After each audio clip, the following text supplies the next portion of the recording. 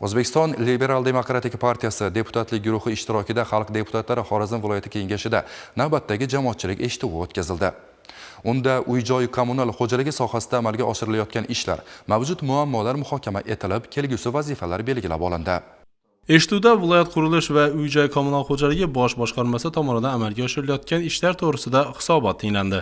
Xususan 2025-2026 yillarda kuz-qish mavsumini betalofat o'tkazish uchun Xorazm viloyatidagi 185 ta uylar manzilli dasturga kiritildi va dastur doirasida tizimli ishlar amalga oshirildi.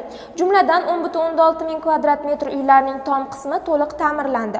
64 ta uylarning fasadi va ulardagi 259 ta kirish yo'laklari to'liq yangilandi. Bundan tashqari 38 ta uylarning yerto'lalaridagi muhandislik hamda kommunikatsiya tarmoqlari to'liq tartibga keltirildi. Dasturga kiritilgan uylarning katta qismiga kodli temir eshiklar o'rnatib chiqildi. Bundan tashqari 650 ga yaqin kirish yo'laklariga sensorli lampalar o'rnatilgan. Shuni ham alohida ta'kidlash kerak, viloyatdagi 27 ta lift uskunalarini to'liq yangisiga almashtirish uchun byudjet mablag'laridan 10 milliarddan ortiq mablag'lar yo'naltirildi. Endilikda 2026 va 2027 yillarning kuz-qish mavsumini betalofat o'tkazish uchun 18 milliarddan ortiq mablag'lar yo'naltirilishi belgilangan.